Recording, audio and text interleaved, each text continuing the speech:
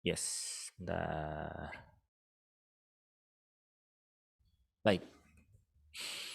Sebelum kita mau memulai, ada satu kisah kehidupan Bapak Ibu Saudara yang mau mungkin dibagikan.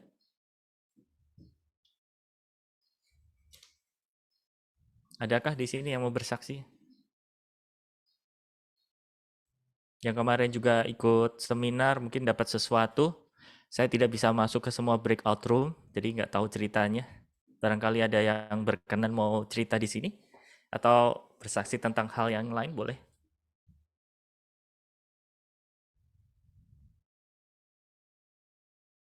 Nggak ada. Oke, kalau nggak ada nggak apa-apa. Baik, kita akan mulai di sini. Saya Gus, Oke, silakan Mbak V. oke. Nggak, bukan saya sebenarnya. Jadi waktu itu di Oh, breakout di room saya ada satu namanya Ibu Susan. Tapi mungkin hari ini nggak ada di sini ya. Itu dia apa yang dia tangkap tentang extra mile itu dan yang dialami dengan diri dia itu bagus banget. Maksudnya ada satu pandangan baru gitu. oke. Terus? Ini saya bisa ceritain singkat aja di sini ya sharing. Jadi dia bilang, misalnya selama ini kalau kita melakukan sesuatu yang baik, itu udah Tuhan ngomong dia lakukan, oke, cuman cukup sampai di situ gitu. Bahkan damai sejahteranya tuh nggak lama karena nggak lama kemudian dia merasa masih kok gini-gini aja sih malah apa flat gitu, hatinya merasa flat. Tapi pada saat dia melakukan satu step lebih lagi terhadap orang yang berkasus dengan dia lah misalnya seperti itu ya, itu tiba-tiba ada damai sejahtera yang lebih lagi lebih lagi. Nah dari situ dia nagih tuh, jadi dia ramai lagi ya, lagi dilakukan dan ternyata semakin dia lakukan lagi sukacitanya tuh makin menerobos gitu loh, masuk dan menguasai seluruh ini dia, seluruh aspek hidup dia gitu. Itu kesaksian dari dia sih. Wow, oke. Thank you Mbak Vero. Oh, masih ada. Sorry, putus-putus soal suaranya. Uh, Silakan lanjut. putus uh, ya udahlah nanti aja. Kayaknya sinyal saya lagi jelek banget ini. Gini aja, videonya di offin, suaranya aja coba.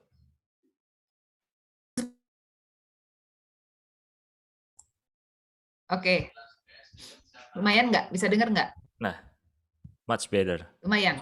Mm. Kayaknya putus-putus ya masih. Nanti aja deh kalau gitu. Nggak. Ya, oke, nggak apa-apa. Tapi pesannya Iya nih sinyal banget nih internetnya. pesannya Oke. kita bisa ini kok bisa tangkap ya. Dimana betul bahwa selama ini ternyata kita itu mentok, saudara, bahwa hidup kita yang kita hidupi itu kok kayaknya ada-ada saja gitu ya. Dan nggak ada habis-habisnya gitu. Betul nggak? Mengalami semua seperti itu? Ternyata apa? Alam berpikir kita masih di mile yang pertama. Kita masih menjadi manusia yang natural. Padahal ketika Allah memberikan keselamatan buat Anda dan saya, melahirkan baru, diampuni, ya, diangkat menjadi anak, saudara, kita itu pindah alam. Nah, alam yang kedua adalah alam ilahi. Alam cara berpikirnya Tuhan. Di mana segala sesuatu itu eh abnormal, saudara. Artinya apa? Sesuatu hal yang nggak wajar, ya. Apa yang Tuhan Yesus katakan? Kalau Tuhan, aku sudah mengampuni orang. Petrus datang kepada kepada Tuhan Yesus seperti itu, ya. Tapi Tuhan bilang, kamu harus bisa mengampuni 7 kali 7, ya. Dan banyak hal yang Tuhan Yesus katakan dan ajarkan kepada kita semua dan kepada murid-muridnya bahwa apa yang kita lakukan nggak cukup sampai di situ. Karena apa, saudara? Kita sebetulnya roaming, tahu roaming ya? Roaming kalau dalam istilah kita telepon eh, dalam kota biasa, tapi kalau di luar kota kan bahasanya sudah berubah, jamnya sudah berubah gitu ya. Karena apa? Alamnya berbeda. Sama seperti Jalan hidup kekristenan itu ternyata Bapak Ibu Saudara sekalian, itu tuh semua bicara tentang mile kedua. Nah, sebetulnya pesan yang Tuhan taruh dan hari Sabtu kemarin dibagikan itu menyadarkan kita supaya, hey, kamu cara berpikirnya nggak di sini, tapi di sini. Jadi ketika Bapak Ibu Saudara menyadari akan hal itu, Anda nggak akan protes. Ada orang yang curhat kepada saya, saudara. Dia menuntut supaya orang tuanya berbuat ini. Ya, saya bilang, kamu masih nuntut di mil yang pertama. Berharap supaya orang tuamu bertingkah, berlaku seperti apa yang kamu harapkan, which is good. Itu sebuah alami, ya. Tapi ingat, itu baru mentok kamu di satu. Dan Tuhan mau bicara lebih. Bisa nggak kamu melakukan? Kalau kamu mengalami hal seperti itu, ya, buat orang tuamu itu bisa mengalami pemulihan, bisa mengalami Tuhan, dan kamu bisa membantu orang tuamu. Akhirnya orang ini manggut-manggut. Iya juga ya, selama ini saya nuntut supaya orang tua saya berubah. Ya, di satu sisi juga ada cerita gitu ya tentang suaminya yang pengen berubah segala macam. Semua bicara di mile yang satu, saudara. Padahal surga maunya lebih. Dan ketika kita nggak fokus di bagian ini, kita terus melakukan kehendak Tuhan. Apa yang terjadi, saudara? Tahu-tahu mujizat terjadi. Amin.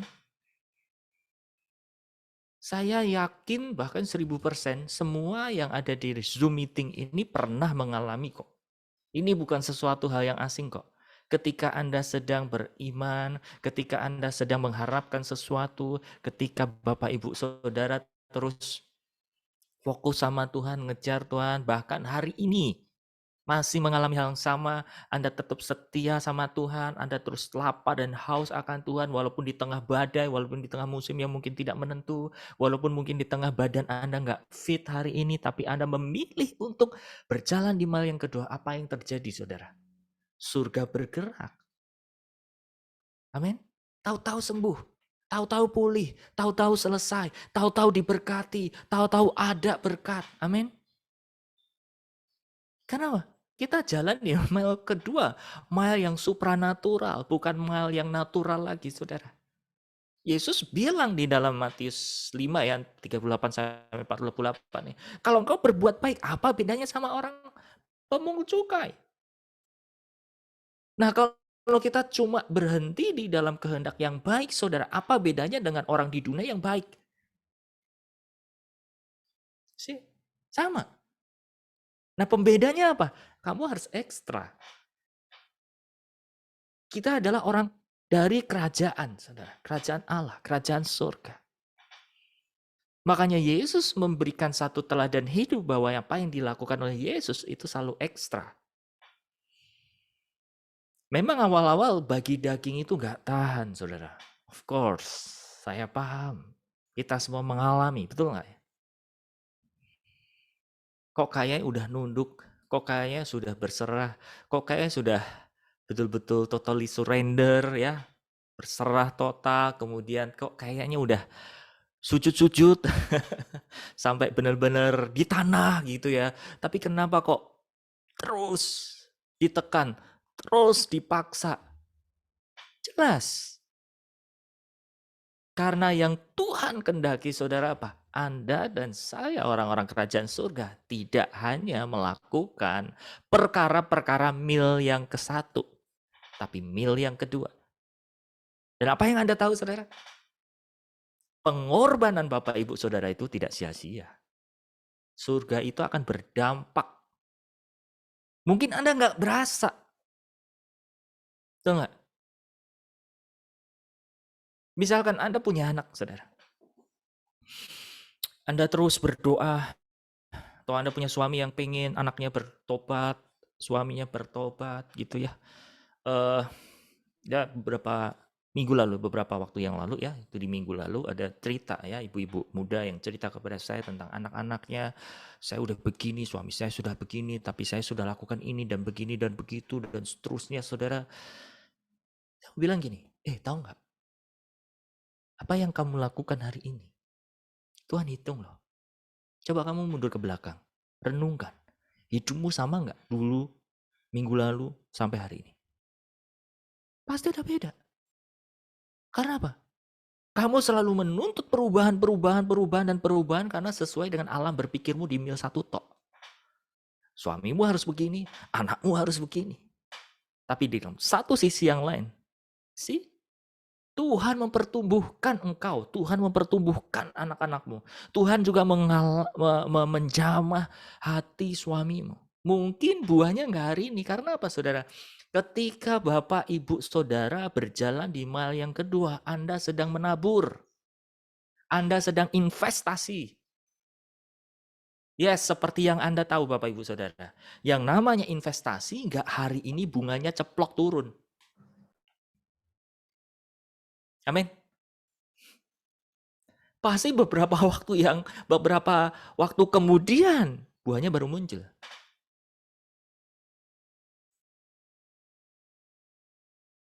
Nah, saya berharap Bapak Ibu Saudara ya, pesan yang kemarin hari Sabtu kita dengar sama-sama itu kita renungkan yuk.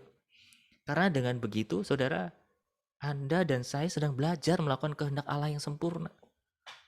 Jangan pikir melakukan kehendak Allah yang sempurna itu enak-enak aja gitu bagi daging kita. Enggak, justru sebaliknya. Oh, dipikir kita harus dengar apa yang Tuhan mau. Apa yang Bapak mau, sempurna enggak sesuai hati Bapak? Masalahnya adalah gini saudara, kalau Anda mendengar, Anda bisa melakukan enggak? Gitu kan. Dan ketika kita melakukan kehendak Allah yang sempurna, saudara, daging itu berdarah-darah, so pasti. Amin. Tapi saya percaya, saudara, di waktunya yang sempurna, Allah akan menunjukkan kepada saudara semua buah-buah yang Bapak Ibu Saudara lakukan di mile yang kedua. Amin. So, jadi jangan mengharapkan mujizat lagi. Bukan nggak percaya mujizat, saudara. Tapi jauhin lagi alam berpikir kita. Yang beriman soal masalah tadi keluarga dipulihkan. Beriman tentang masalah Tuhan besok anakku harus bayar ini. Mulai stretch lagi. Kembangkan lagi bahwa kita adalah anak berkat. Ketika pemikiran kita itu bisa loss, bisa bebas. Justru ya, berkat-berkat Tuhan itu akan mudah turun buat kehidupan Bapak Ibu Saudara. Amin. Saya percaya sekali. Karena pesan yang saya maupun secara korporat RTM itu tangkap Bapak Ibu Saudara bahwa pemulihan gereja Tuhan itu sedang Tuhan lakukan loh. Mungkin Anda sering mendengar hal ini. Gereja apa sih gereja? Gini, ada dua sisi ya. Ada yang namanya eklesia, ada yang namanya Kirche, ya, itu bahasa Jerman, gereja soal masalah bangunan. Nah, mulai sekarang saudara kalau kita bicara tentang gereja, jangan Anda memandang bangunan, organisasi, denominasi, tapi pandanglah gereja Tuhan itu adalah jemaat yang membawa budaya surga turun di bumi ini. Itu siapa? Anda dan saya. Tuhan sedang melakukan itu.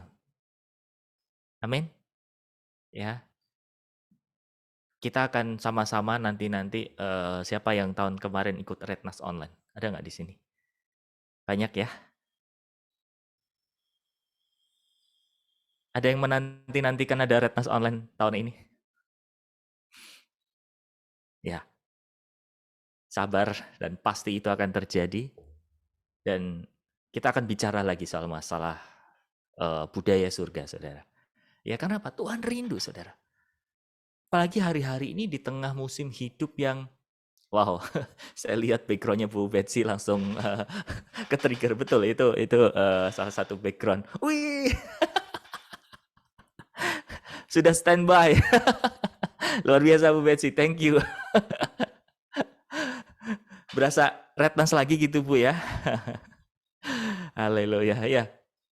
Jadi saudara, Itu yang Tuhan rindukan, itu yang Tuhan mau atas hidup Bapak, Ibu, Saudara, dan saya. Ya, di tengah-tengah kehidupan yang tidak menentu ini, saya itu beberapa kesempatan di WA oleh rekan yang dulu pernah pelayanan bareng, dan kemudian rekan ini masuk ke dalam satu denominasi gereja. Beliau mulai sekolah teologi ya, beliau mulai menjadi pendeta, pembantu di sana, dan mulai pelayanan, saudara. You know, apa yang terjadi?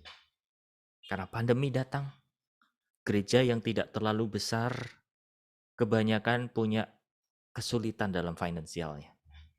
Buat sewanya, buat listriknya, buat maintain segala sesuatunya, buat bayar pekerjanya, segala macam. Padahal banyak mengharapkan gedung-gedung gereja itu dari apa, saudara? Persembahan. Nah, ketika itu tidak terjadi, banyak orang Kristen menanti-nantikan apa, saudara? Tuhan, kapan ini pulih? Kondisinya kayak dulu lagi, kita boleh bergereja lagi, kita boleh ketemu bareng lagi, kita mau sama-sama fellowship bareng, kita mau sama-sama.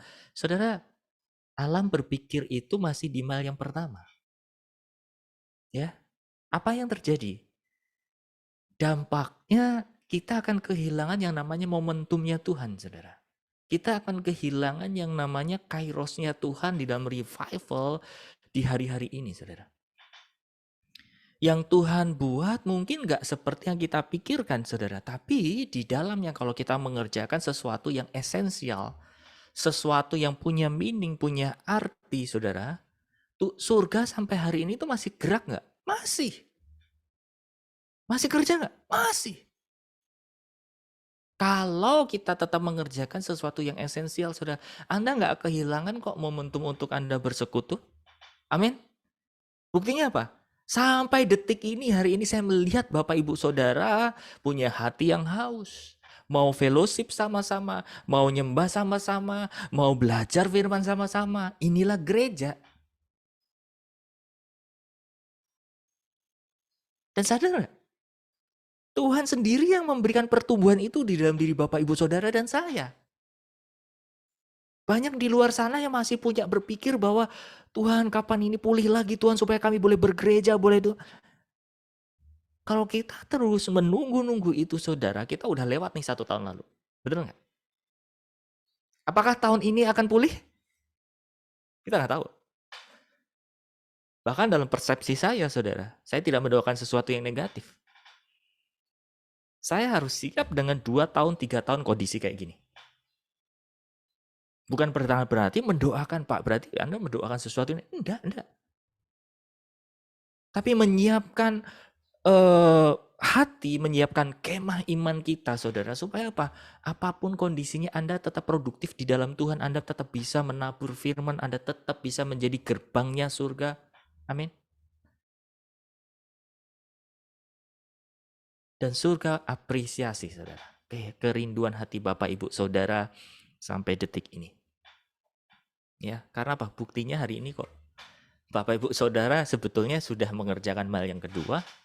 Anda nggak menanti-nanti terus, ya, tapi Anda secara aktif, Anda terhubung dengan surga. Anda terus belajar bagaimana hidup terus berkenan, terus sempurna, terus punya hubungan yang intim dengan Tuhan. Bahkan nggak sedikit di sini yang rela bangun pagi untuk sama-sama doa pagi. Wow, itu luar biasa sekali. Dulu zaman kehidupan biasa-biasa, mana ada? Ya ada sih sebagian, ya. Betul nggak? Anda coba renungkan. Tapi justru adanya pandemi coba, Anda rajin doa pagi. Mungkin bukan Anda terlewat doa paginya. Mungkin biasanya doa pagi jam 5, setengah 6, jam 6, jam 7. Oke? Tapi sekarang dipaksa bangun pagi. Ya, jam 4 udah bangun, bahkan setengah 4 udah pada bangun. Ya. Jadi tetap semangat Bapak Ibu Saudara.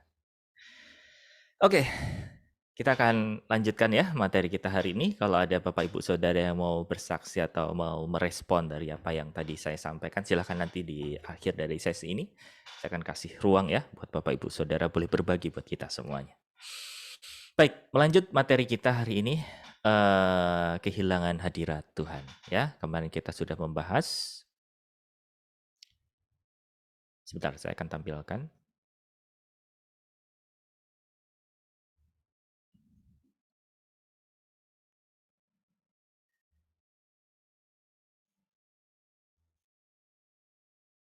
Oke.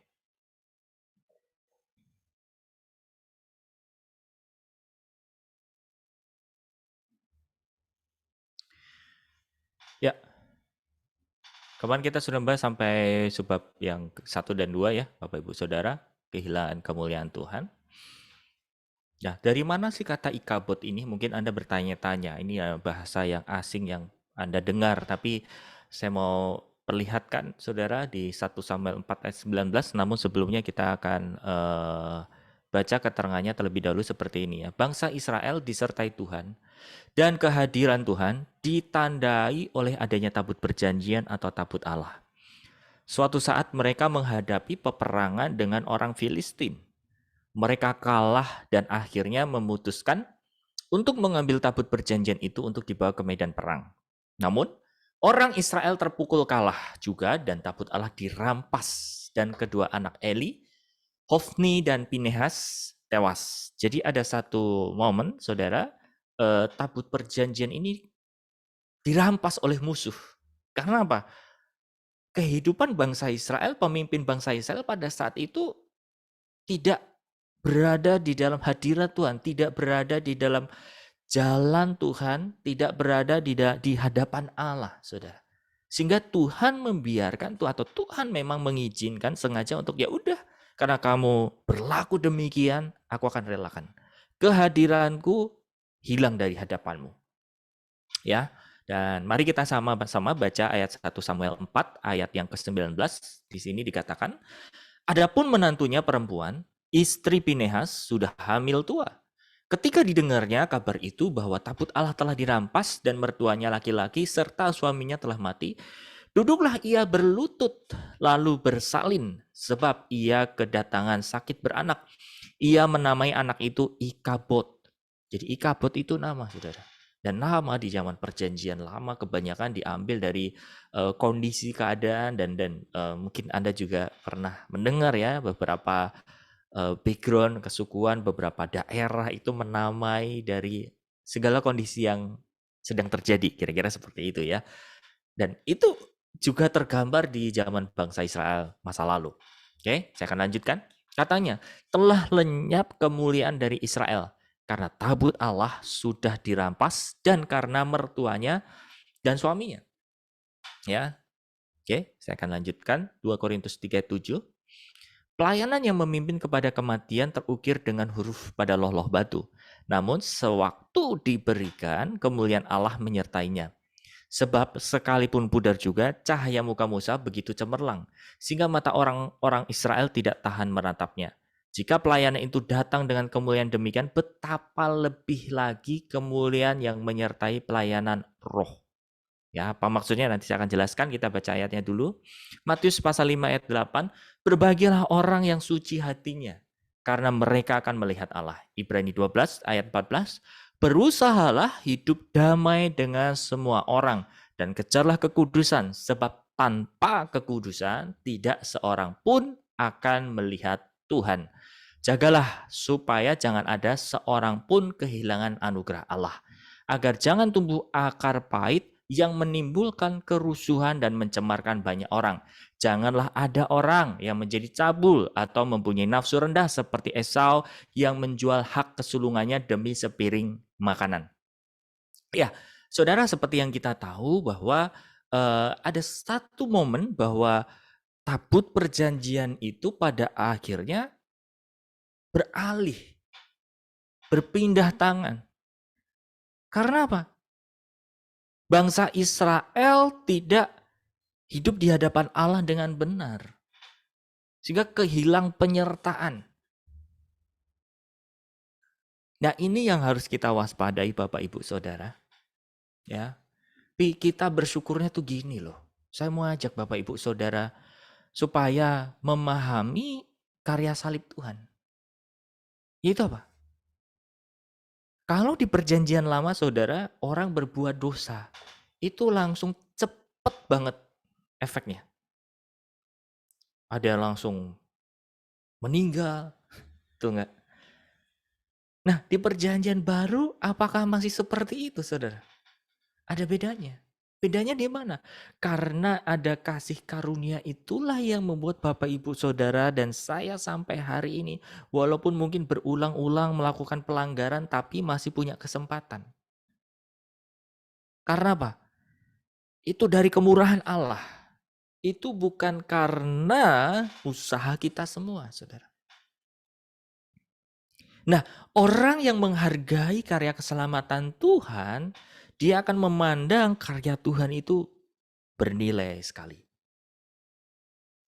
Karena sampai hari ini kalau kita nggak dibuat miskin oleh Allah karena harus mempersembahkan korban bakaran, ya di perjanjian lama kalau kita berbuat salah, kita mau benar, kita mau menghapus dosa, saudara, kita harus bawa kambing domba, kita harus bawa ternak.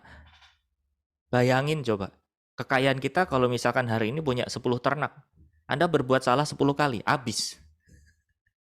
Padahal jalan hidup kita, saudara, di hadapan Allah, apakah cukup 10 kali gagal? Lebih. Bahkan mungkin nggak terhitung, saudara. Nyatanya apa? Kita masih hidup, kita dilayakkan dan kita masih bisa berdoa begini, Bapa terima kasih kalau boleh hari ini kami datang menjadi anakmu, anak yang engkau kasih. Itu penuh arti loh saudara. Ya, karena apa? Dia tidak memandang rupa kita, dia tidak memandang kesalahan kita saudara. Tapi dia memandang apa yang Yesus sudah lakukan di atas kayu salib buat Anda dan saya. Hargai itu. Ya. Nah, ketika kita menghargai karya keselamatan itu Bapak Ibu Saudara, kita akan belajar hidup benar. Belajar hidup transparan di hadapan Allah. Belajar jujur di hadapan Allah. Belajar terbuka sama Tuhan.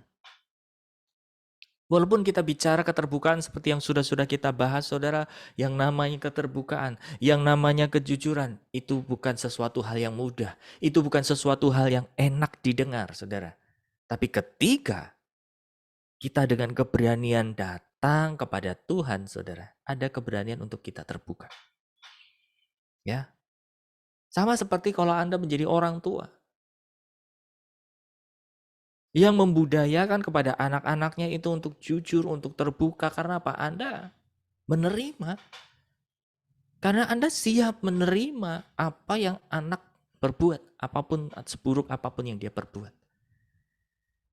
Memang rasanya nggak enak, saudara. Saya saja walaupun belum menerima ya warisan keturunan ilahi itu, tapi melalui orang-orang yang Tuhan kirimkan, jiwa-jiwa yang Tuhan percayakan untuk dibimbing, untuk dibina. Kalau mereka berbuat sesuatu hal yang gemesin gitu ya, itu aja udah, aduh udah dikasih tahu kamu masih begini dan begitu segala macam gitu. Apalagi kalau dia cerita tentang apa yang dia lakukan, sesuatu hal di luar ekspektasi, kadang itu membuat kita geram, membuat kita marah, membuat kita kecewa. Tapi belajarlah saudara. Apa yang Tuhan lakukan buat Bapak Ibu saudara, lakukan buat anak-anak, lakukan buat sesama kita saudara. Supaya apa? Mereka belajar jujur. Karena dia tahu orang tuanya gak akan membuang. Gak akan menjatuhkan. Dididik? Yes. Didisiplinkan? Yes. Tapi mereka juga tahu bahwa dia diterima. Gitu loh. Jadi sekali lagi Bapak Ibu Saudara, di dalam sebuah hubungan ya antara kita, hubungan kita dengan pasangan hidup kita, dengan anak-anak atau dengan sesama saudara, kita harus memegang rumus itu tadi, yaitu apa? Penerimaan dan pendisiplinan. Dua hal ini harus berjalan paralel. Nggak boleh satu sisi, nggak boleh. Kenapa nggak boleh? Gini, let's say, saya mau cerita ya. Kalau kita hanya melakukan pendisiplinan, saudara. Bapak, Ibu, Saudara, mohon maaf, silahkan berkaca ya sama jalan hidup Anda yang banyak didisiplinin sama orang tuanya. Dengan keras, dengan tegas. Ada buahnya? Ada. Tapi ada lukanya ada? Buahnya. Ya nggak? Kalau hanya pendisiplinan saja, saudara, buahnya ada. Anda menjadi orang yang teguh, Anda menjadi orang yang pantang menyerah, Anda punya orang yang tekun, ya gigih, yes. Tapi Anda punya luka nggak? Punya. Dan akhirnya Anda melakukan apa yang Anda alami dulu menjadi anak yang dididik keras oleh orang tuanya kepada anak-anak Anda, keturunan Anda. Dan akhirnya apa? Keturunan kita akan terus-menerus luka.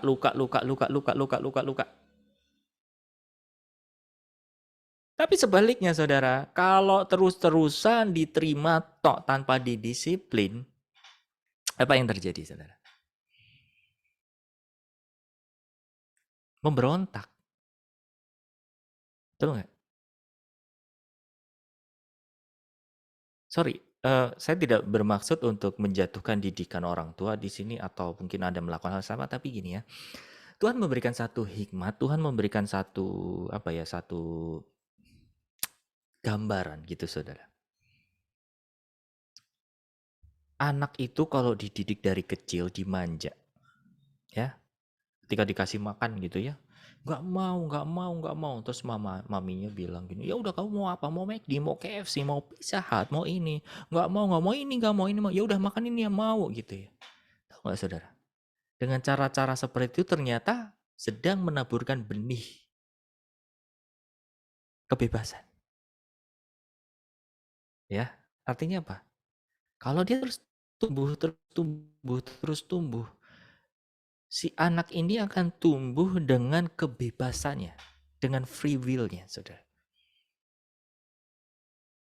Nah, ada beberapa didikan kalau anak-anak bule gitu ya, beberapa saya lihat dia agak kerasnya gini.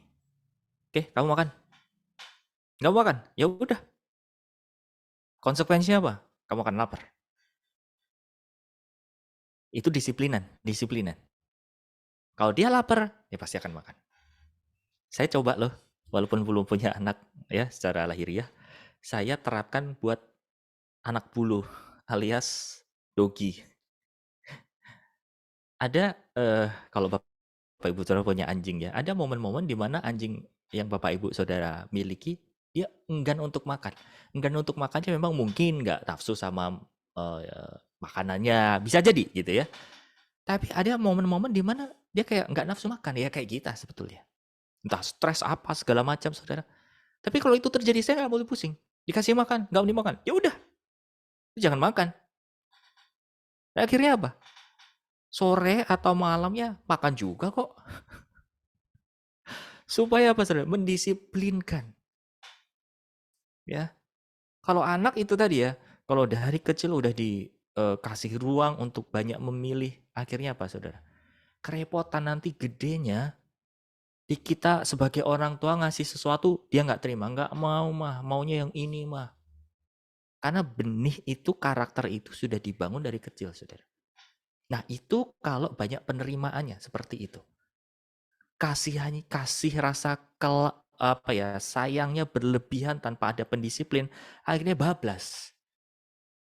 Nah saya mau bilang gini, Bapak Ibu Saudara, kita punya Alkitab yang terdiri dari dua, yaitu hukum Taurat dan hukum kasih karunia.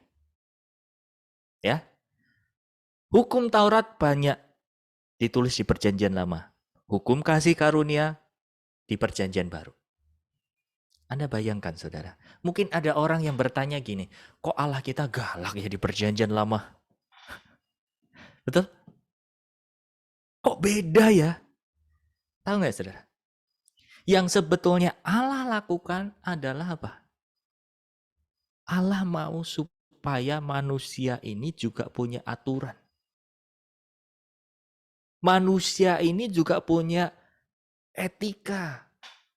punya penundukan diri, punya batasan. Supaya ketika dikasih kasih karunia, diberi anugerah, dia menjadi anak atau menjadi manusia yang landing, saudara. Menjadi manusia yang punya hati mendarat dengan baik.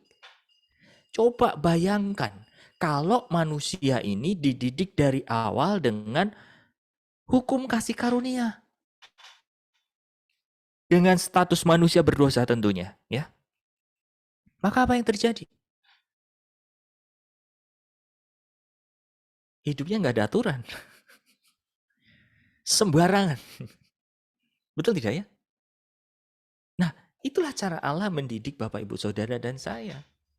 Makanya ketika Bapak Ibu Saudara menghadapi satu kesulitan dengan hubungan ya, dengan anak, suami, istri, dengan sesama saudara, Anda harus memerankan dua rumus itu tadi, penerimaan dan pendisiplinan. Kalau salah satu kita pakai saudara, pasti pincang. Contohnya kayak apa? Kalau misal anak berbuat salah. Ini yang selalu sering saya bawa cerita di dalam kelas pemuridan, yaitu satu kisah di mana ada satu anak yang main bola di dalam rumah. Orang tuanya pada udah ngasih tahu, "Nak, jangan main bola di luar sana loh." Baru tutup mulut. Biar ada satu hiasan di rumahnya pecah kena bola. Saya langsung awkward di sini. Saya langsung canggung waktu itu, saudara. Kenapa? Pikiran saya gini, wah abis nih. Abis itu dimarahin. Dan ternyata apa yang saudara yang orang tuanya lakukan?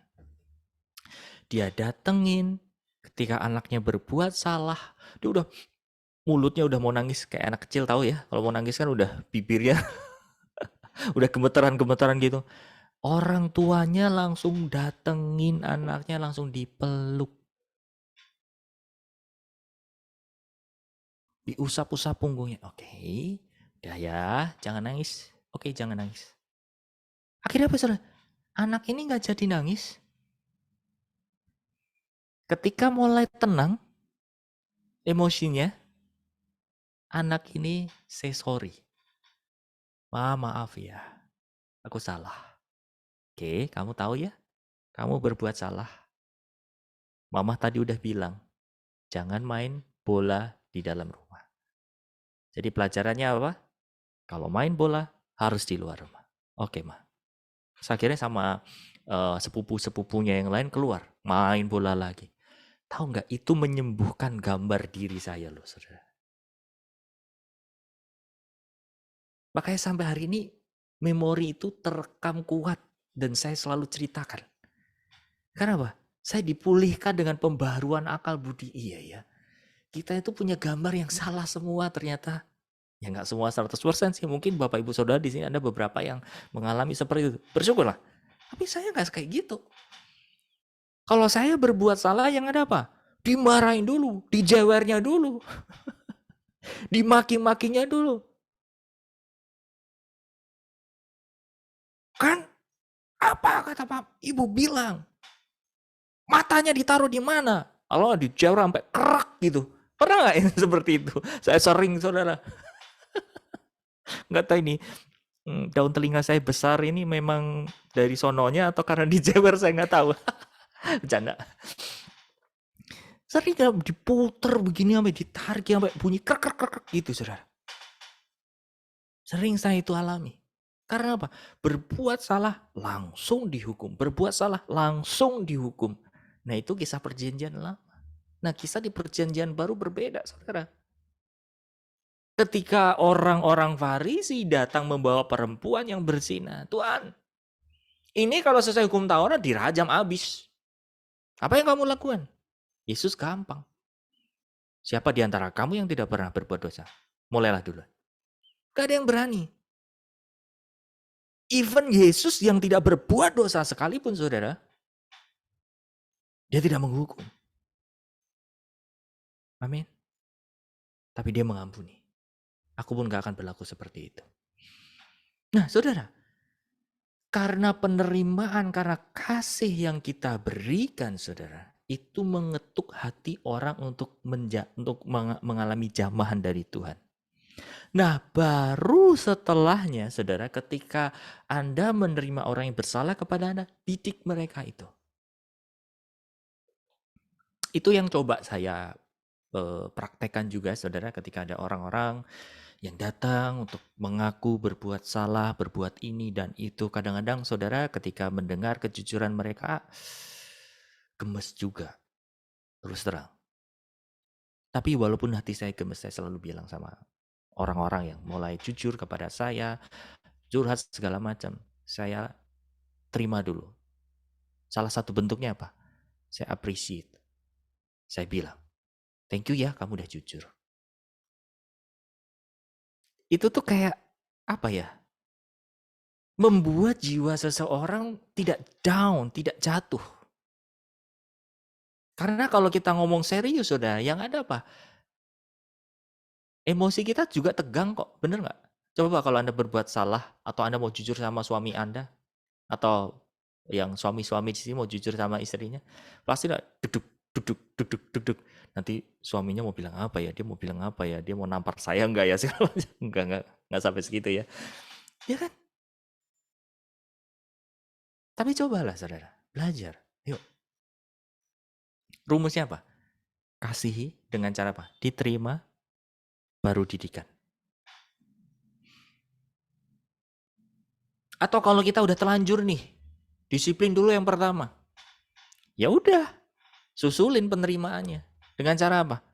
Ada yang minta maaf juga. Sorry ya, mama minta maaf kalau mama salah. Saya juga sering kok Bapak Ibu berbuat salah pada teman-teman segala macam. Ya, kadang saya juga emosi ketika melihat sesuatu hal yang mungkin nggak sesuai gitu ya. Saya awalnya keras, tegas, segala macam. Tapi ketika saya salah, sorry ya, tadi sempat tegas gini. Saya percaya Bapak Ibu Saudara kalau Anda memerankan dua rumus ini, penerimaan dan disiplin. Saya percaya buahnya pasti luar biasa. Amin. Karena itu yang Tuhan lakukan buat Anda dan saya. Oleh karena itulah ada hukum Taurat, ada hukum kasih karunia. Kalau kita hanya, ya udahlah, kita kan tinggal dikasih karunia, ngapain harus mikirin? Saudara, kita bicara keselamatan itu ada yang namanya secara instan, ada yang namanya progresifnya. Ada yang namanya secara hukum dan secara fakta. Ini yang kadang-kadang salah mengerti, saudara.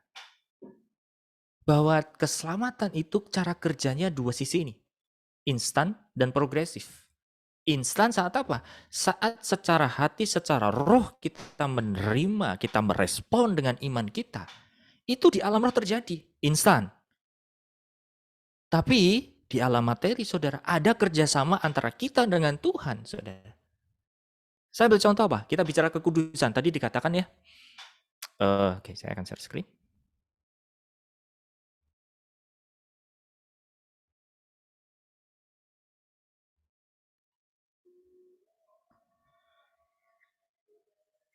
Ibrani 12 ayat 14 di sini dikatakan ya.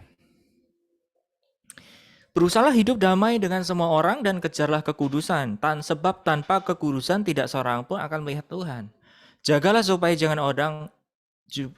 jangan ada seorang pun kehilangan anugerah Allah, saudara. Artinya, kita bicara tentang kemuliaan Allah, kita bicara tentang hadirat Allah, perlu kekudusan, betul? Nah, pertanyaannya adalah gini. Simple aja, tolong Anda jawab. Bagaimana caranya kita menjadi orang yang kudus?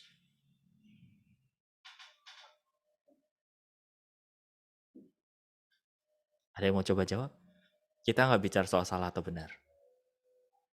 Kita saling berbagi.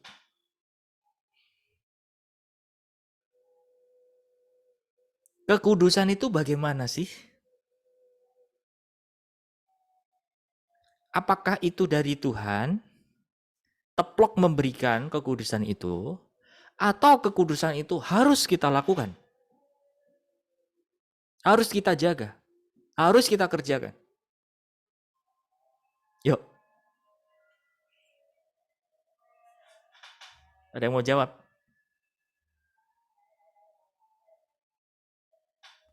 harus kita jaga, Pak. Kekudusan. Harus kita jaga. Artinya kekudusan itu gimana, Bu? Kita usahakan atau itu pemberian? Kekudusan itu ya kita tetap usaha, Pak. Tetap usaha. Iya. Oke. Ya, tetap usaha. Yang lain, yuk.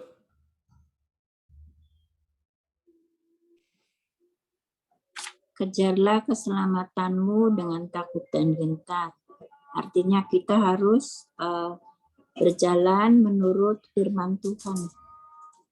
Oke. Thank you Bu Yuni. Ada lagi? Yuk. Kekudusan itu pemberian, Pak, anugerah. Kekudusan itu pemberian atau anugerah. Oke, terus?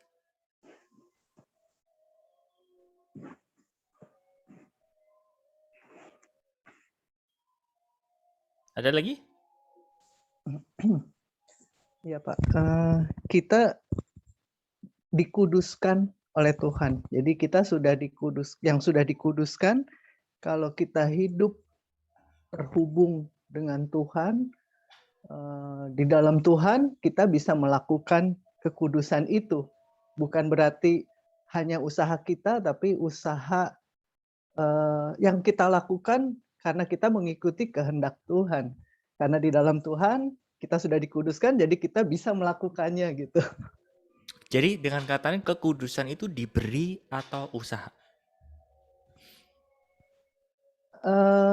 Kita sudah diberi dulu kekudusannya, tetapi kita menjalankan kekudusan itu bersama-sama dengan Tuhan.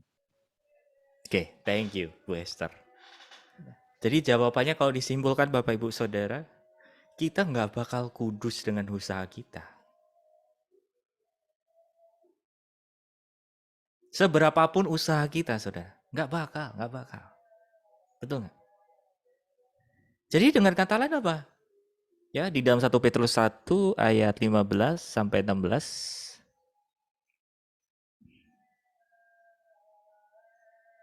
Dikatakan begini ya, saya bacakan ya. Tetapi hendaklah kamu menjadi kudus di dalam seluruh hidupmu. Sama seperti Dia yang kudus yang telah memanggil apa Saudara? Kamu. Ayat 16 dikatakan, sebab ada tertulis kuduslah kamu sebab aku kudus. Dengan kata lain apa Saudara? Kekudusan itu mulainya dari siapa? Dari Allah, diberikan kepada kita. Itu secara instan kalau hati kita meresponi, kita mau dibimbing, kita mau dipimpin, kita mau percaya dengan hati dan bibir kita mengakui Yesus sebagai Tuhan dan Juru Selamat, diberi. Koma. Belum titik. Koma. Progresifnya atau bagian kita apa Saudara? Meresponi. Bagian kita adalah menjaga. Sebab dikatakan di dalam Ibrani 12 ayat 14 tadi dikatakan, ya, berusahalah hidup damai dengan semua orang dan kejarlah kekudusan. Perhatikan Saudara, kejarlah kekudusan sebab tanpa kekudusan tidak seorang pun akan melihat Tuhan. Artinya apa sih? Kita bicara kemuliaan, Saudara. Kita bicara hadirat Allah, Saudara. Ketika Bapak Ibu Saudara terhubung dengan surga, terhubung dengan Allah, Saudara. Anda tinggal dalam hadirat. Anda sedang menjaga kekudusan itu, Saudara. Ya. Dan Anda sedang mengejar kekudusan itu, Saudara. Jadi perhatikan di sini, makanya sorry to say ya. Banyak beberapa kekristenan ini masih rancu dengan soal keselamatan. Rancunya di mana? Tentang kasih karunia. Kita ngebahas tentang kasih karunia nanti banyak pandangan, banyak penilaian. Tapi saya mau bilang gini, Saudara. Kalau karya keselamatan itu kita tidak pandang secara dua sisi itu, instan dan progresif, kebablasan. Kebablasannya apa? Let's say gini. Kalau kita terlalu meyakini bahwa udahlah kita nggak pernah usaha, Tuhan yang lakukan itu semua. Tuhan udah kok, Tuhan udah kasih kok, Tuhan udah kasih kok. Kalau hanya memerankan secara instan saja, saudara, tersesat. Tersesat apa? Pemahamannya, pemikirannya. Ya. Nah, sisi kekristenan yang lain, keselamatan itu harus dikejar. Betul, itu benar. Tapi kalau kita nggak sadar bahwa yang melakukan itu semua adalah Tuhan, kita sedang berusaha kudus tanpa bantuan Roh Kudus. Bingung kan? Jadi harus kita pahami yang mana? Dua-duanya berjalan, saudara. Secara instan Anda harus terima, tapi setelah Anda menerima secara instan, Anda harus mulai kerjasama dengan Roh Kudus. Anda harus terkoneksi dengan Roh Kudus. Anda harus terhubung dengan Allah every day. Setiap hari, bahkan setiap momen. Coba di sini. Ada nggak sih yang merasa kayak hidup di dalam kekudusan itu susah? Mungkin banyak kita mengalami hal seperti itu. Betul nggak? Karena apa, saudara? Kita nggak meyakini bahwa itu sebenarnya sudah Tuhan berikan buat Anda dan saya. Bagian kita apa? Tinggallah di dalam pemikiran itu, saudara. Kalau hukum Taurat kan ngajarin, jangan mengingini ini, jangan mengingini itu, jangan ini, jangan itu. Manusia berusaha dengan kekuatannya, saudara. Enggak. Ya, kalau memang dasar matanya pengen lihat hal-hal yang nggak bener ya udah gitu ya. Dia kan nyari-nyari yang nggak bener, saudara. Tapi kalau dia mulai sadar, oke, hidupku tersembunyi di dalam Allah. Apa yang aku lihat, Tuhan juga lihat. Dari kesadaran itu yang membuat Anda akhirnya apa? Menjauhi hal-hal dunia, menjauhi hal-hal keinginan daging dan nafsu dunia.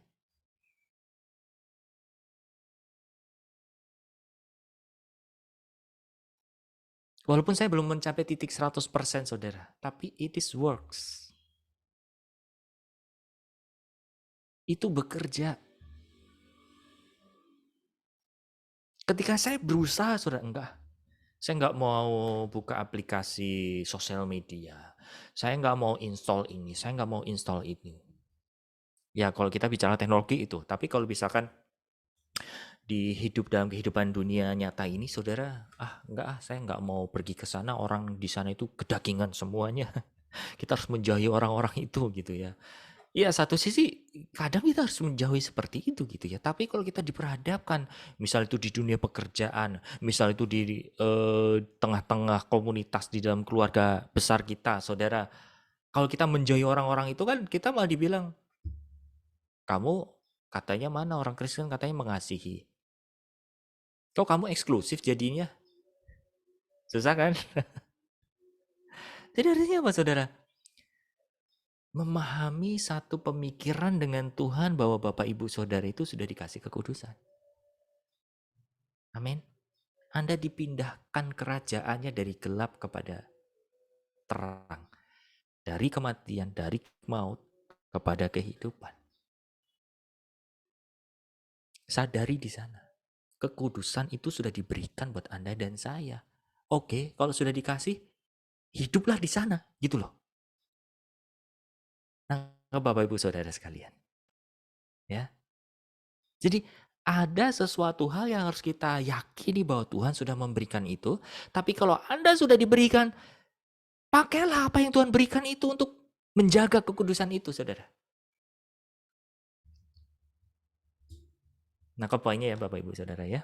Baik.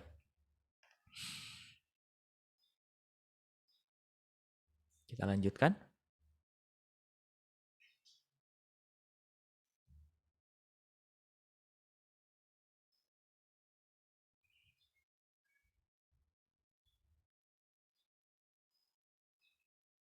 Nah, kan kita bicara di sini. Mendukakan atau memadamkan atau menghujat Roh Kudus. Ada 3 tahap hal buruk yang dapat terjadi dalam hubungan dengan Roh Kudus yang diberikan Allah kepada orang percaya. Bila seseorang tidak taat kepada peringatan dan nasihat Roh Kudus akan membuat ia berduka.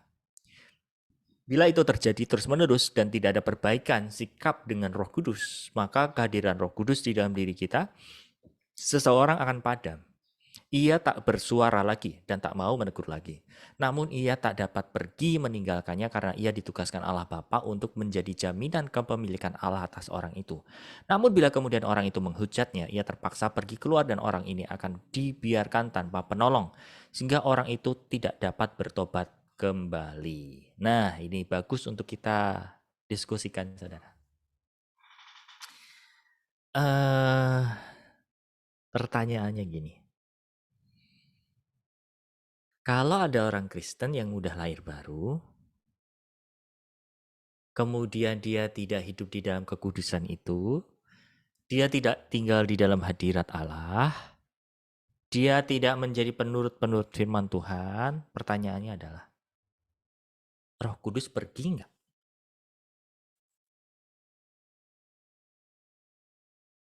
Halo? Roh Kudus pergi nggak? Enggak pergi, Pak, enggak. Nggak pergi, tapi Enggak. Tetap ada Roh Kudus di dalam kita. tetap ada Roh Kudus. Nah, sekarang kalau Roh Kudus ada, kenapa kok nggak tobat-tobat? Nah, ayo, siapa yang mau bantu jawab?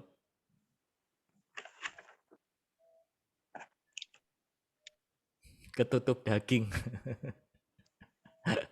Oke, ada lagi nggak? Kamu nggak tobat-tobat jadinya?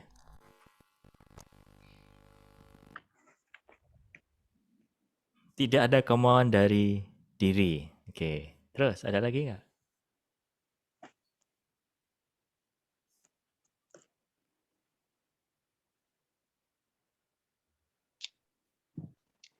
Dia masih punya kehendak bebas, Kak Agus, belum ditukar dengan belum diserahkan kepada Tuhan Yesus segala sesuatunya. Karena masih memilih free will-nya. Ya. Kira-kira seperti itu ya. Oke.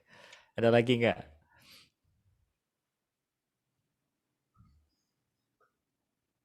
Tidak diaktifkan Roh Kudusnya. Oke. Ada lagi nggak? Oke, kalau tidak ada, gini. Ada, cuma jauh. Nah, kita punya kehendak bebas gitu. Kenapa, Bu? Roh Kudusnya ada, cuma menjauh. Roh Karena kita Kudus. punya kehendak bebas, cuma menjauh aja. Jadi ada, tetap ada, cuma agak menjauh gitu. Karena kita punya kehendak bebas. Oke, terima kasih, Kira-kira Bu. gitu ya, Pak. Oke, terima kasih. Terus, ada lagi nih. Kita nggak bicara soal siapa yang benar, siapa yang salah, oke? Karena kita mau melatih pengertian kita, saudara. Jadi katakan keinginan daging lebih besar dari roh dan tidak daripada Roh Kudus yang ambil alih dalam itu. Karena ikutnya lebih besar. Oke, terima kasih semua yang sudah menjawab. Ya, karena kebetulan kita membahas tentang mendukakan, memadamkan, dan menghujat Roh Kudus. Artinya apa, saudara? Gini, kenapa ada orang lahir baru? Kemudian orang itu akhirnya nggak berubah-berubah gitu. Dia udah menjauh dari firman. Dan pertanyaan tadi, ada yang menjawab, Roh Kudus nggak hilang. Saya setuju dengan hal itu. Oke? Karena apa, saudara? Roh Kudus itu menjadi meterai. Hanya saja. Gini. Roh Kudus itu jadi padam karena kita tidak meresponi keberadaan dia di dalam diri kita. Jadi kalau ada orang yang sudah lahir baru, saudara, dia pasti merasa dirinya jauh dari Tuhan. Sebetulnya Tuhan itu yang menjauh atau kitanya menjauh. Saya mau sampaikan gini, saudara. Posisinya Tuhan itu nggak pernah bergeser. Pegang ini. Saya mau ulangi sekali lagi. Posisinya Tuhan, posisinya Roh Kudus itu nggak pernah bergeser. Dia adalah Allah yang kudus. Ya. Dia Allah yang maha, saudara. dia nggak pernah keluar dari areanya. Yang keluar itu adalah diri kita. Betul nggak? Pernah nggak sih Bapak Ibu Saudara zaman kecil atau entah waktu dewasa juga Anda berbuat salah, terus Anda benar-benar parno banget, takut banget kalau nanti orang tuanya atau siapapun yang tahu, terus akhirnya Anda punya bayangan nanti dimarahin gimana ya, nanti dimarahin gimana ya. Ketika jujur, malah nggak dimarahin. Pernah nggak seperti itu saudara ya? Nah, sama seperti yang dialami hubungan kita dengan Tuhan saudara. Bahwa sebetulnya Tuhan tuh ya kayak orang tua yang benar gitu ya. Dia nggak pernah meninggalkan posisi sebagai orang tua. Karena kita keluar dari jalur kebenaran itu yang membuat kita merasa bersalah, saudara. Sehingga apa? Ya udah, kita nggak merasakan kehadirannya. Dan ketika kita menjauh, saudara, Roh Kudus pergi nggak? Enggak, dia tetap Roh Kudus, dia tetap meterai.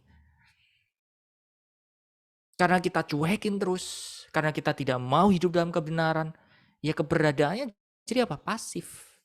Tapi dia nggak pergi, enggak.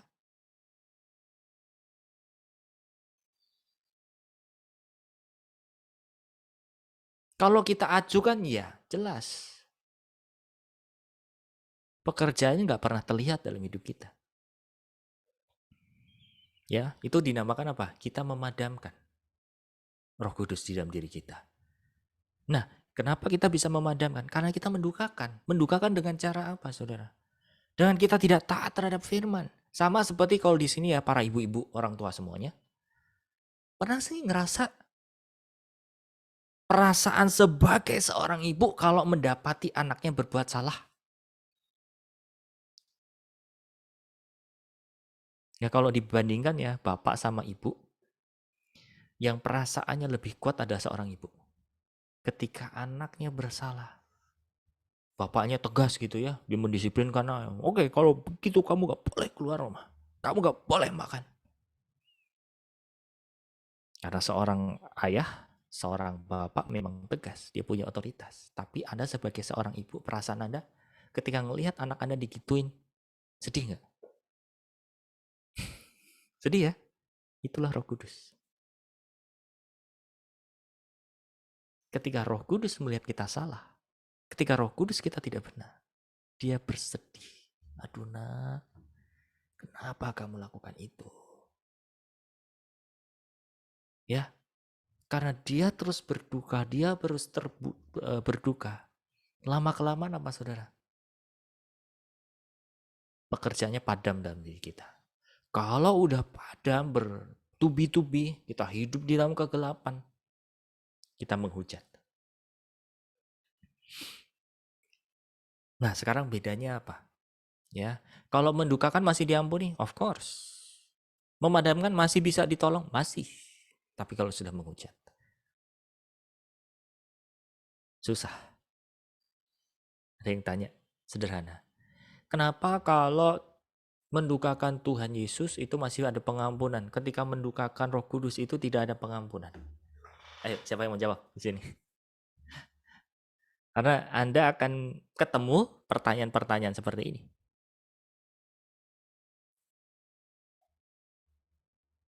Ayo, siapa yang mau coba jawab? Kenapa mendukakan Tuhan Yesus masih ada pengampunan? Tapi ketika mendukakan Roh Kudus, tidak ada pengampunan.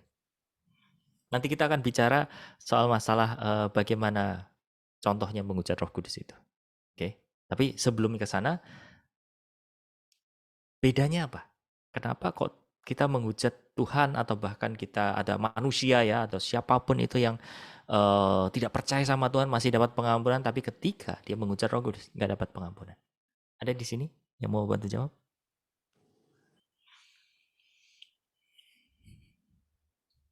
Karena mungkin tugas Roh Kudus di dunia sekarang ini tuh besar banget, Pak.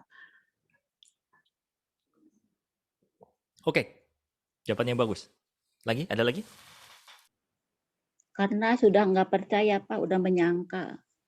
Karena udah nggak percaya, karena udah menyangkal. Oke, kalau menyangkal Yesus sudah dapat pengampunan, tapi kenapa menyangkal Roh Kudus nggak diampuni? Bedanya apa, Cak? Ayo, Karena Roh Kudus itu tinggal di dalam kita, Pak. kan Dan Roh ada di Kudus. dalam kita, Pak.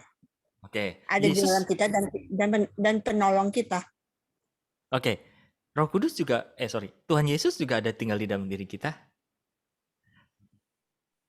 Anggap gini Bapak Ibu Saudara, anggap saya itu orang yang ateis atau bahkan orang dari seberang yang punya pertanyaan-pertanyaan kritis. Anda harus siap. Anda latihan di sini.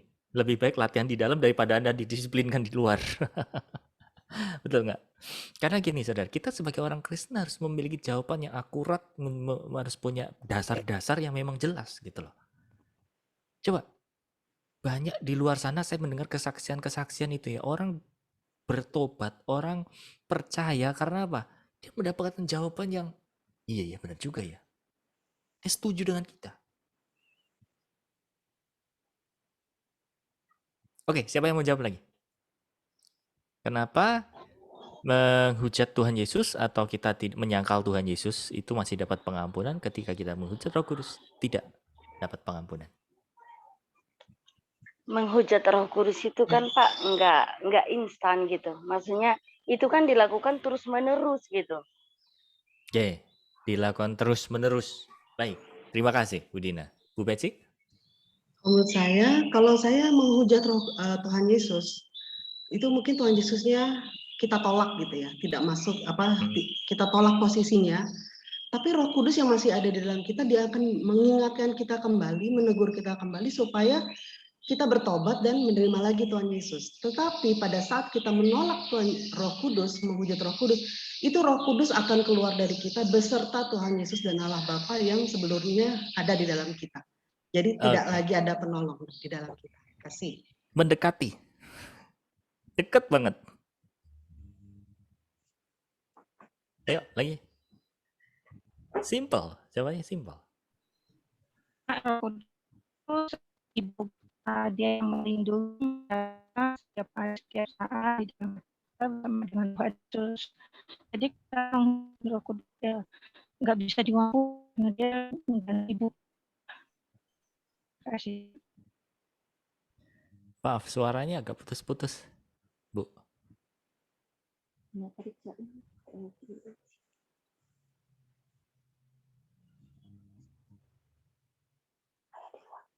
Bisa diulang? Itu sebagai pengerti ibu kita, karena kita terus itu di dalam kita selalu saat kita bersama Tuhan dalam hati kita. Jadi terus itu ya nggak bisa menikah kita, gitu Pak.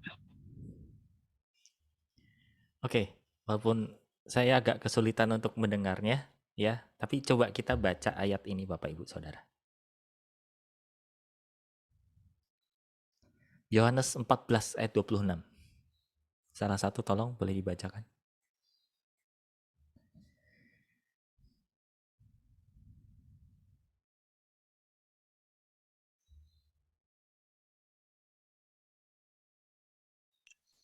Saya Kagus ya.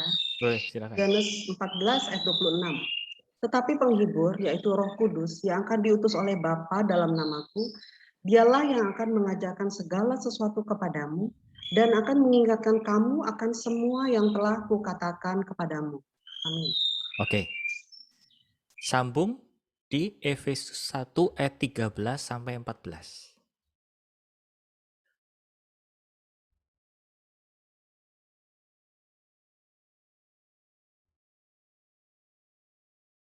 Efesus pasal 1 ayat 13 dan 14. Saya lagi Kagus.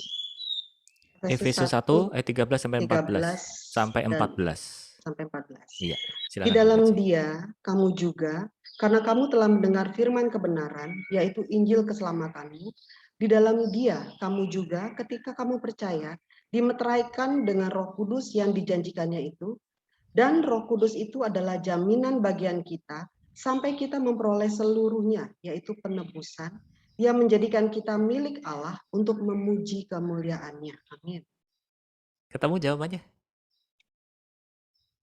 Karena Roh Kudus itu menjadi meterai. Roh Kudus itu adalah jaminannya.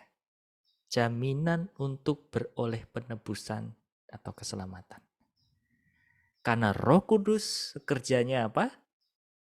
Yohanes 14 ayat 26 tadi dikatakan, Dia yang mengajarkan, Dia yang mengingatkan, Dia yang memimpin kita. Jadi saat seorang berdosa, dia terima Yesus sebagai Tuhan dan Juru Selamat, itu sepaket. Allah Bapa itu memberi rohnya Yesus supaya roh kita lahir baru dan memberi sekaligus Roh Kudus ada di dalam diri kita. Karena apa? Yang membuat kita hidup kudus, yang membuat kita hidup dewasa dan menjadi sempurna, saudara, bukan kita, tapi Roh Kudus. Roh Kudus itu kayak layaknya ya sebagai orang tua, misalkan ibu nih kebanyakan ya yang ngedidik anak itu siapa sih? Ya dua-duanya Pak, iya betul. Tapi yang banyak memberikan nilai-nilai, ngajarin segala macam, yang latih siapa? Soal masalah ini harus begini, ngatur ini dan itu dan seterusnya, saudara. Anda sebagai ibu, Anda sebagai mama. Benar nggak? Saya dengar teman-teman itu ya. Kalau ngelatih anaknya buat ngerjain PR ini, ngerjain PR itu gitu ya. Bapaknya nggak sabar. Lebih sabar ibunya. Karena nature-nya begitu, alaminya sudah begitu. Makanya Bapak khususnya ibu-ibu ya, ibu-ibu saudara, Anda itu punya gambar yang jelas. Peran Anda itu mirip kayak Roh Kudus. Yang menolong, yang membantu, yang membawa, yang memberi penghiburan. Bahkan mohon maaf, tanda petik ya, yang menyusui. Ya, yang nyuapin. Mohon maaf, yang nyebokin. Siapa? Roh Kudus. Jadi ketika seseorang menghujat Roh Kudus, saudara, udah nggak boleh selamat. Karena apa? Yang membuat kita sampai di finishnya selamat siapa? Roh Kudus. Kita meresponi ya. Tapi kalau kita tidak percaya sama pekerjaan Roh Kudus dalam diri kita, gone. Hilang. Nah, menghujat Roh Kudus itu kita baca 1 Yohanes 5 ayat 16. Oke, saya akan share screen.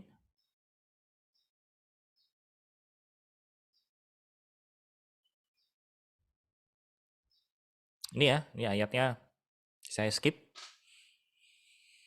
Saya langsung ke 1 Yohanes 5 ayat 16, dikatakan, kalau seseorang melihat saudara seimannya berbuat dosa, yaitu dosa yang tidak mendatangkan maut, hendaklah ia berdoa kepada Allah, dan Dia akan memberikan hidup kepadanya, yaitu mereka yang berbuat dosa yang tidak mendatangkan maut. Ada dosa yang mendatangkan maut, tentang itu tidak kukatakan bahwa ia harus berdoa. 1 Yohanes 5 ayat 17, semua kejahatan adalah dosa, tetapi ada dosa yang tidak mendatangkan maut. Ya. Apa dosa yang tidak mendatangkan maut, saudara? Apapun dosa itu, membunuh, mencuri, ya, itu semua dosa yang tidak mendatangkan maut. Karena apa? Bisa ditebus dengan darah Yesus. Nah, dosa yang mendatangkan maut apa, saudara? Lukas 12 ayat 10. Setiap orang yang mengatakan sesuatu melawan anak manusia, ia akan diampuni. Tetapi siapa saja yang menghujat Roh Kudus, ia tidak akan diampuni. Karena apa, saudara? Ketika kita menolak Roh Kudus, kita menghujat Roh Kudus, nggak ada jaminannya. Kayak Anda punya surat legalitas, ya, tapi nggak ada meterainya, nggak akan berguna, nggak punya harga. Betul nggak? Kalau Anda membuat surat delegasi, ya, kepada seseorang untuk ngurus jual beli tanah segala macam, tapi kalau nggak ada tanda tangan di atas meterai, surat itu nggak berlaku. Mulai paham Bapak Ibu Saudara? Nah, menghujat Roh Kudus itu Alkitab mencatat ada dua cara. Yang satu secara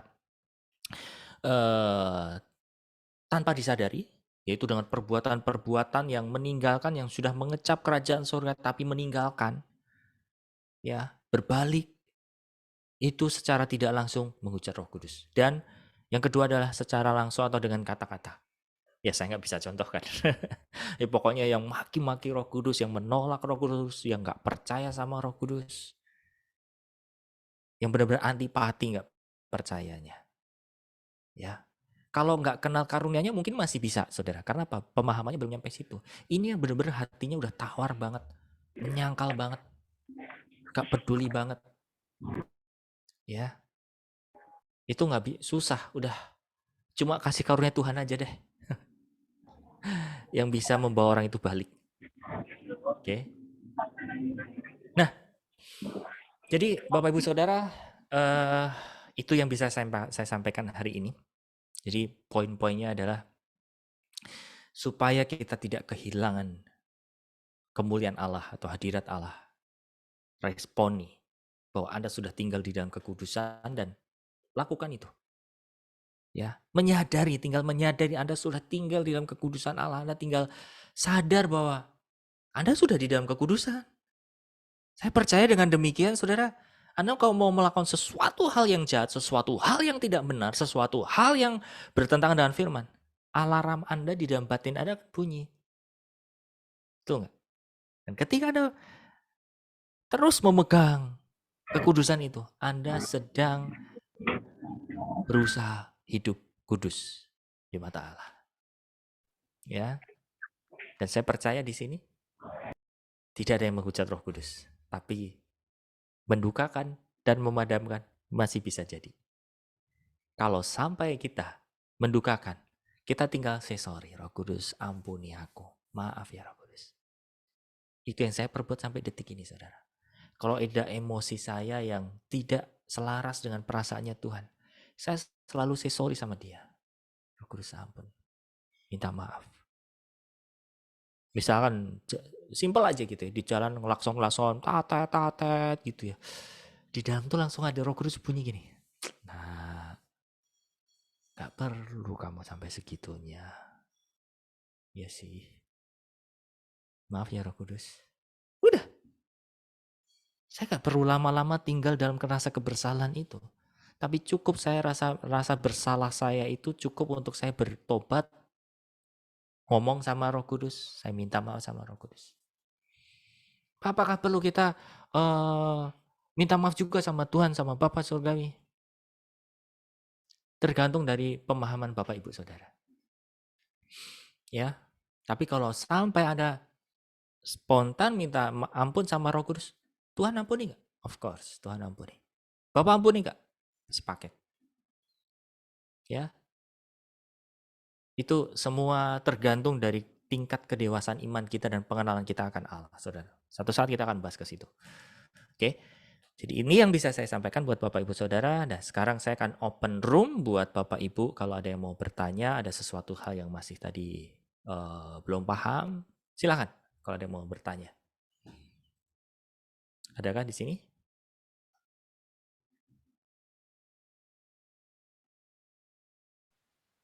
Pak, ada pertanyaan dari banyak lah beberapa ya.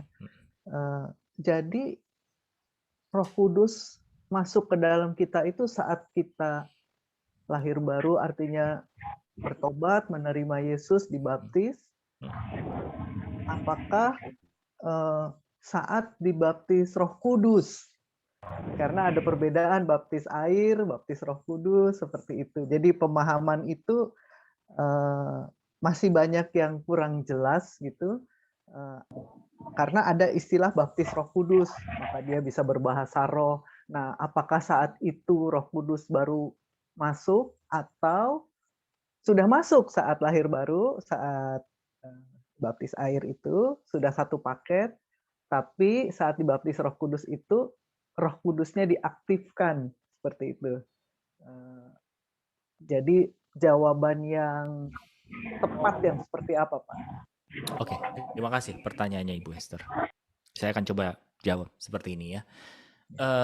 Pertanyaan itu muncul dan jawaban kita jadi melebar atau kurang segala macam itu banyak dikarenakan karena memahami baptisan Roh Kudus itu sendiri. Oke, ya. Sekarang pertanyaannya gini loh. Apa sih pemahaman Bapak Ibu Saudara mengenai baptisan Roh Kudus? Ini harus benar dulu nih. Saya akan wakili ya. Kebanyakan saudara, kekristenan itu menyadari baptisan Roh Kudus itu yang it is true. Itu benar. Salah satu. Oke. Tapi baptisan Roh Kudus bukan hanya bicara tentang kita dapat karunia dari Roh Kudus. Ingat. Baptisan Roh Kudus, kata baptis di dalam bahasa Inggris itu dikatakan baptism, yaitu ditenggelamkan. Jadi kalau artinya baptisan Roh Kudus itu artinya apa? Kita ditenggelamkan di dalam Roh Kudus. Nah, Roh Kudus itu banyak dipahami di dalam kekristenan sebagai karunia tok. Bukan personal, bukan pribadi yang roh yang benar-benar menolong kita sehari-hari, daily, yang membantu kita, mengingatkan kita, ya. Sehingga pemahaman baptisan Roh Kudus, kamu belum dibaptis Roh Kudus kamu. Arahnya kemana pemahamannya? Ya itu dapat karunianya. Orang yang dibaptis Roh Kudus itu adalah orang yang benar-benar mulai meresponi firman, dia mulai belajar untuk mempersembahkan tubuhnya secara total, mati dari kedagingannya, mulai hidup di dalam kekudusan, sehingga karakternya ada satu perubahan. Ya. Jadi kalau dijawab dari awal seperti ini Bu Esther. Ketika ada orang yang lahir baru terima Yesus, ya. Entah itu waktu saat dibaptis air, ditenggelamkan. Apakah saat itu Roh Kudus sudah ada? Udah. Karena sepaket. Ya, Roh Kudus ketika seseorang menerima Yesus sebagai Tuhan dan Juru Selamat, Tuhan Allah Bapa memberikan penolong. Itu siapa? Roh Kudus. Untuk menghidupi dia di dalam roh kita. Seperti itu. Nah, kalau pemahaman kita benar, pemahamannya kita itu stepnya itu betul-betul langsung mempersembahkan tubuhnya kepada dia, kepada Tuhan, dia pasti akan mulai mengalami baptisan Roh Kudus, Bu Esther. Melalui apa? Cara perubahan pemikiran, akal budinya, sehingga karakternya mulai berubah. Itu dia udah mengalami loh. Jadi jangan disangka orang yang belum berbahasa lidah berarti dia belum dibaptis dalam Roh Kudus. Nah, ini pemahaman yang gak adil sebetulnya. Karena juga banyak ya orang yang bisa berbahasa lidah, berbahasa roh, punya karunia roh, tapi karakternya gak berubah. Dia masih ngomongin orang. Betul gak? Jadi semuanya menjadi satu bagian. Hidupnya ditenggelamkan di dalam Roh Kudus, dia menghargai keberadaan Roh Kudus untuk menjadi pelaku-pelaku firman dan mulai tumbuh karunia-karunianya gitu.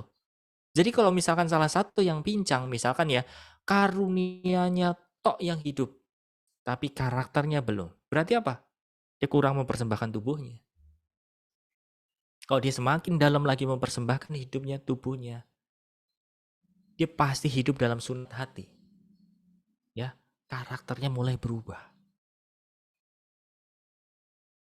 Sehingga hidupnya, karunianya dapat, karakternya berubah. Tapi sebaliknya, kalau ada orang Kristen yang sudah lahir baru, dia mengalami pembaharuan akal budi, karakternya berubah, tapi belum punya karunia Roh Kudus, terus masuk ke dalam. Pasti karunia itu diberikan. Kira-kira seperti itu, Bu Esther. Apakah cukup menjawab? Ya Pak, terima kasih Pak. Oke, sama-sama. Ya, jadi pengertian kita dulu ya tentang baptisan Roh Kudus itu harus komplit dulu. Seperti itu. Ada lagi yang mau ditanya, Bapak Ibu? Pak, aku mau bertanya. Shalom. Silakan, Bu. Itu kan tadi kan sepakat terima Tuhan Yesus, terus Roh Kudus aktif memeteraikan kita. Jadi gini, apakah orang-orang di luar Kristen itu berarti orang-orang di luar Kristen itu binasa dong karena nggak ada Roh Kudus di dalamnya.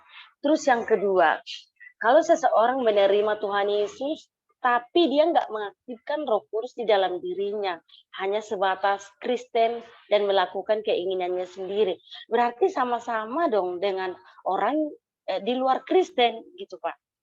Apakah seperti itu? Menurut Bu Dina gimana? Sebelum saya jawab. Menurutku jadinya binasa. Karena kalau kita menerima Kristus sebagai Tuhan kita harus menuruti Roh Kudus setiap saat. Baru karena Roh Kudus itu yang memeteraikan kita sampai pada akhirnya nanti. Kalau nggak taat sama Roh Kudus, berarti sama dong kita sama yang di luar Kristen.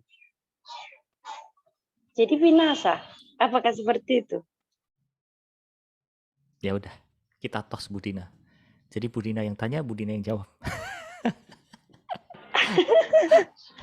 Oh, Enggak, saya gini, iya. saya melatih supaya kita itu yakin, kita percaya dengan pengertian kita, ya. Dan saya sependapat ya dengan hal itu karena apa? Firman yang mengatakan, Bu, hanya satu jalan kepada kekekalan. Itu apa? Yesus. Dan tanpa Roh Kudus, orang nggak dapat materai, orang nggak dapat jaminan. Oke. Nah, kalau ada orang-orang Kristen di sana, ya, gimana Bu? Ya, silakan. karena aku dengarkan dari hamba Tuhan yang lain kan, kita jangan menghakimi agama lain gitu. Mereka juga akan dihakimi sesuai dengan perbuatan masing-masing gitu. Mereka meskipun mereka nggak menerima Tuhan Yesus, tapi hati nurani mereka menghakimi mereka sendiri. Ya, aku berpikir apakah mereka juga masuk surga dengan perbuatan mereka. Tapi ini tadi berbicara bahwa menerima Tuhan Yesus, terus dimeteraikan oleh Roh Kudus yang menjadi jaminan siapa-siapa saja nanti yang berhak di dalam kekekalan. Jadi kenapa dibilang agama lain juga bisa masuk? Seperti itu pikiranku Pak Agus. Oke, saya tambahkan gini Bu Dina ya. Saya bisa memahami apa yang disampaikan oleh hamba Tuhan tersebut. Ya, jadi saya nggak mau tabrakan, saya nggak mau menyalahkan gitu ya. Tapi kita harus pemikirannya, pemahamannya sesuai firman. Pertanyaan gini, saya juga pernah ketemu satu pertanyaan, Pak. Apakah orang-orang di dunia sana, di luar orang percaya, yang belum kenal Tuhan Yesus, yang belum menerima Yesus, tapi dia berbuat baik, punya hati nurani baik, apakah bisa diselamatkan? Saya jawabnya apa? Dimungkinkan.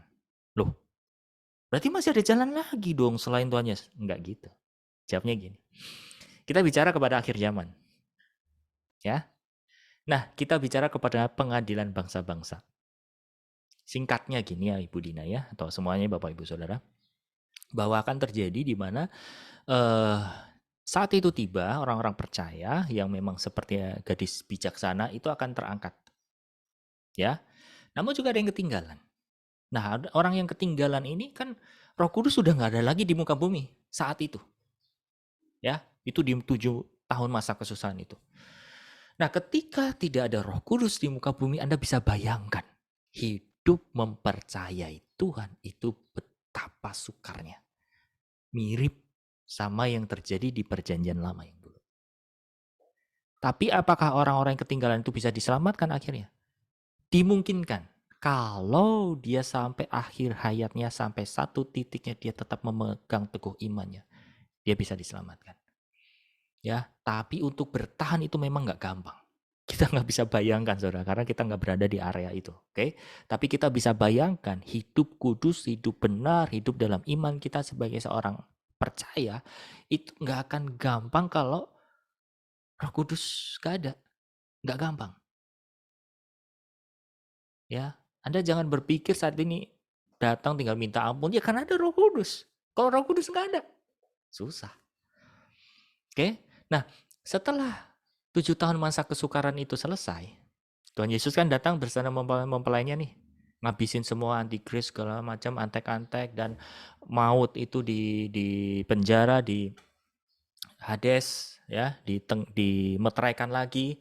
Kemudian sebelum adanya kerajaan 1000 tahun, Tuhan Yesus mengadakan pengadilan bangsa-bangsa. Anda bisa baca di Matius pasal 25. Ya, ayatnya yang keberapa saya lupa, di akhir-akhir gitu, di puluhan kalau nggak salah, ya. Nah, di situ Tuhan bilang sama bangsa-bangsa, kamu yang nggak menolong aku, memberi pakaian, yang nggak membantu aku, ya udah kamu akan dilempar ke api neraka. Tapi kamu yang menolong aku, membantu kamu ini siapa? Orang-orang di dunia sana yang masih punya hati nurani baik, dia diizinkan untuk tinggal di dalam kerajaan 1000 tahun itu, tapi dengan tubuh daging ini di bumi ini. Nah, bedanya dengan orang Kristen apa? Kita sudah pakai tubuh kemuliaan yang memerintah bersama-sama dengan Allah di dalam kerajaan yang invisible, yang tidak terlihat, yaitu di alam roh. Paham ya? Jadi kehidupan di dalam kerajaan 1000 tahun itu masih ada, bumi ini masih ada, masih. Cuma mungkin tinggal kecil, tinggal dikit gitu, karena ada peperangan Armageddon segala macam, saudara, ada perang nuklir nanti segala macam. Jadi bangsa-bangsa itu nggak sebesar kayak sekarang dunia ada ini. Semua udah disortir, semua udah difilter. Tapi yang memerintah bumi ini adalah siapa? Yesus dan kerajaannya. Siapa yang menjadi bagiannya? Orang-orang percaya ini, saudara. Yang masih hidup di bumi ini yang pakai tubuh daging adalah siapa? Merekalah yang sampai sekarang punya hati nurani baik, tapi nanti dia diajarkan yang ujungnya apa, saudara? Kaum domba ini nanti juga akan diajak untuk percaya Yesus sebagai Tuhan dan Juru Selamat. Endingnya ke situ lagi. Dia akan dididik, dibimbing seperti kita hari ini. Makanya kita disebut sebagai apa? Yang disulungkan. Artinya kalau yang disulungkan berarti masih ada buah-buah yang berikutnya. Ada. Nangkep ya? Jadi gini, kalau Bapak Ibu Saudara itu memahami Alkitab secara utuh, secara lengkap ya, enak memandangnya, Saudara. Oh, jadi kalau orang itu memandang ini, ya dia baru dapat segitu. Yang diomongin sebenarnya masih panjang lagi, kayak gini. Kira-kira kejawab, Bu Dina? Ya. Jadi kalau kita bicara hari ini, ya keselamatan hari ini, jalannya satu. Yesus sebagai jalan satu-satunya dan Roh Kudus tetap jadi jaminan. Even though ya hari ini orang itu belum percaya, tapi kalau dia tetap berbuat baik, dia masih diberi kesempatan tinggal di kerajaan 1000 tahun, tapi di dalam kerajaan 1000 tahun ujungnya apa? Dia suruh percaya juga. Akhirnya begitu. Kejawabkah? Kayak gini Pak Agus. Kan nanti kan setelah pengangkatan terus orang-orang dihakimi sesuai dengan perbuatannya masing-masing, itu penghakiman terakhir. Orang-orang yang tidak dibangkitkan, baik kebangkitan pertama atau kebangkitan keberapa, aku kurang mengerti. Tetapi aku berpikir apakah semua orang-orang di luar Kristen ini tidur terus nanti penghakiman terakhir ya, penghakiman terakhir itu orang-orang yang termasuk menurut perbuatannya, gitu Pak. Gini, pengadilan terakhir itu kapan sih? Pengadilan terakhir itu nanti mau masuk ke dalam langit baru, bumi baru. Ingat ya? Jadi ini mapnya ini harus dipahami dulu bahwa setelah ini kehidupannya apa? Kita masuk ke dalam kerajaan 1000 tahun. Di mana kerajaan 1000 tahun itu bumi masih ada. Selama 1000 tahun. Itu kerajaan Tuhan Yesus. Yesus yang memerintah. Ya. Iblis itu masih dikubur, masih di penjara. Neraka udah ada isinya? Udah sebagian. Nah, pengadilan terakhir yaitu pengadilan tahta putih. Itu di akhir dari kerajaan 1000 tahun. Nah, itu iblis baru dikeluarin sebentar untuk menggoncangkan iman orang-orang yang ada di bumi itu, ya, yang orang-orang baik yang mau terima Yesus itu akhirnya itu digoncangkan melalui itu. Nah, kita semua udah nggak bicara itu lagi. Makanya gini, saya pernah ngomong di dalam materi akhir zaman ya, saudara. Kalau kita bicara soal masalah masuk surga, nggak masuk surga, mohon maaf ya, itu masih cetek. Kalau Anda malah ngerti gini, kita itu nanti masuk surga nggak sih? Kita tuh tinggal di surga atau di mana coba, ayo. Seru lagi itu nanti jawabannya. Nah, kalau kita pelajari Alkitab, saudara, surga yang notabene orang-orang pahami, gambarkan, bayangkan, ternyata kalau kita baca Alkitab, saudara, kita hidupnya di kerajaan 1000 tahun, memerintah bersama Yesus dan langit baru, bumi baru. Itulah surga kita. Kalau kita masih memahami surga yang pada umumnya gitu ya, wah nanti enak kita nyembah-nyembah bareng bersama dengan Tuhan, mohon maaf, itu baru Anda lihat dari orang snorkeling. Tahu ya, Anda ngelihat dari atas, ih bagus ya gitu ya. Tapi ketika masuk ke dalam, wih, lebih luar biasa lagi. Jadi Bu Dina, pada intinya gini, pengadilan terakhir itu nanti adanya di langit baru bumi baru. Mau memasuki langit baru bumi baru. Ya. Itu semua akan diadili memang di situ menurut perbuatannya segala macam di situ. Siapa yang akan diadili? Orang percaya? Enggak, orang percaya itu udah langsung bypass, dia masuk langit baru bumi baru. Yang diadili dan dihakimi itu adalah orang-orang yang itu tadi, dia masih berbuat baik tapi berbuat baiknya apa? Baca ya, nanti pasal 25, Matius pasal 25. Coba saya carikan deh. Biar Anda paham dulu.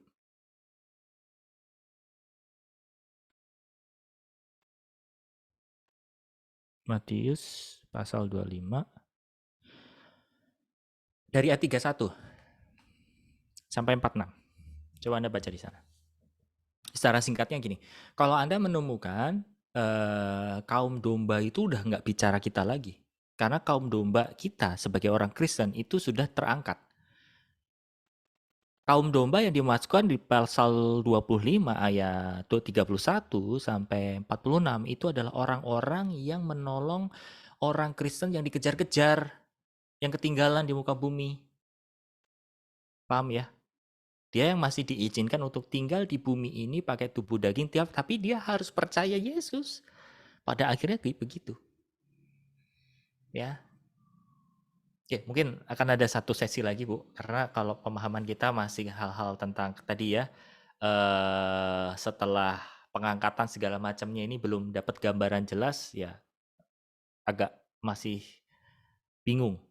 Tapi nggak apa-apa, tapi itulah jawabannya. Pak, mungkin yang terakhir. Iya, mengerti ya. Oke, gimana Bu Esther? Iya, berarti kan rapture itu sebelum terjadi masa antikris 7 tahun itu ya Pak ya? Iman kita yang kita pegang adalah sebelum 7 tahun masa kesusahan itu pengangkatan sulung. Ya. Jadi kita sepakat gitu ya Pak ya, karena masih ada yang pemahamannya imannya mid tribulation. Iya. Karena itu tadi saya bisa paham Bu Esther. Ya. Ketika masih ada kebingungan, kita melihatnya masih sepotong-sepotong. Ya. Oke, saya dulu mengalami hal sama kok. Saya bingung segala macam. Tapi ketika Roh Kudus ilhamkan, pewahyuan, Anda mulai lihat roadmap-nya dengan jelas. Anda bisa ngerti bagian-bagiannya. Oh, bagian ini begini, bagian itu begitu, dan seterusnya. Ya, makanya kalau kita bicara soal masalah hari ini adalah masa kesukaran, ada yang bilang sudah masuk 7 tahun masa kesukaran. Jujur saya pribadi nggak terima apa? Berarti saya ketinggalan dong. Mau Anda begitu? Enggak kan? Apalagi kalau bicara vaksin segala macam, ada ini sudah gini nanti begini segala macam. Makanya kalau dibilang ini memasuki akhir zaman, iya nggak? Iya. Saya setuju. Tapi kalau masuk mulai meterai, pertama dibuka, kedua dibuka, menurut wahyu Tuhan yang memang Tuhan berikan ya, saya belum ke sana. Ini belum. Karena ketika meterai pertama mulai dibuka itu tuh kesukarannya udah nggak pernah kita bayangkan kok, saudara. Ya. Tapi Pak, itu di Afghanistan, Israel juga udah berperang dengan Palestina segala macam dan seterusnya. Itu baru sekedar apa ya? Iklan-iklan gitu loh Bapak Ibu Saudara. Baru sekedar contoh-contoh kecil. Belum sesungguhnya terjadi. Kalau itu sesungguhnya terjadi, udah. Dunia itu nggak senyaman kayak gini kok. Karena Alkitab yang bilang loh, kesukaran itu nggak akan kita nggak pernah bayangkan karena memang belum terjadi sebelumnya. Nah itu belum kita alami. Itu aja. Oke. Gitu, bikin sesi Pak, bikin sesi akhir zaman khusus Pak. Oke, one day pasti. Tapi sebelumnya kita akan belajar tentang hal-hal mendasar ini dulu Bu ya. Supaya kita punya gambar yang jelas. Yes. Oke. Baik Bapak Ibu Saudara, terima kasih untuk partisipasinya dan kehausannya. Ya, kalaupun masih ada sesuatu yang mau dibagikan, tenang karena ada sesi-sesi berikutnya masih bisa Anda boleh tanya, boleh berbagi. Ya, mari kita satu dalam doa. Bapak terima kasih, Kau menguatkan kami, mengenyangkan kami. Kami mau responi saat ini bahwa kami sudah tinggal dalam kerajaan terang-Mu. Kami mau berjalan di mile yang kedua. Kami mau rubah pola pikir kami bahwa kesembuhan, mujizat, itu pasti terjadi. Dan lebih daripada itu Tuhan, Kau pingin supaya kami sebagai gereja-Mu melakukan yang lebih lagi. Supaya kerajaan Allah hadir di bumi ini. Melalui kami semuanya. Terima kasih Bapa. Biarlah Roh Kudus yang menolong kami, memimpin kami, membimbing kami ke dalam kebenaran demi kebenaran. Dan melalui pertolongan-Mu Roh Kudus, kami menjadi tahu apa isi hati Allah. Terima kasih Bapa untuk hari-hari ini. Dan biarlah berkat dan kasih karunia-Mu boleh turun buat kami semuanya. Dan persekutuan dengan Roh Kudus boleh kami nikmati setiap saat, di mana saja dan kapanpun. Terima kasih Bapa, terpujilah nama-Mu, hanya di dalam nama Yesus. Kami berdoa dan mengucap syukur, haleluya. Amin. Oke, silahkan buka kameranya. Kita foto sebentar sebelum kita close room ini. Saya akan hitung sampai 3 ya. Bapak Ibu Saudara, silahkan dibuka dulu. 1, 2, dan 3. Oke, 1 screen lagi. Silahkan pose yang terbaik. 1, 2, dan 3. Oke, terima kasih banyak. Sampai ketemu di kesempatan lain. God bless semuanya. God bless. God bless. Mari. God bless.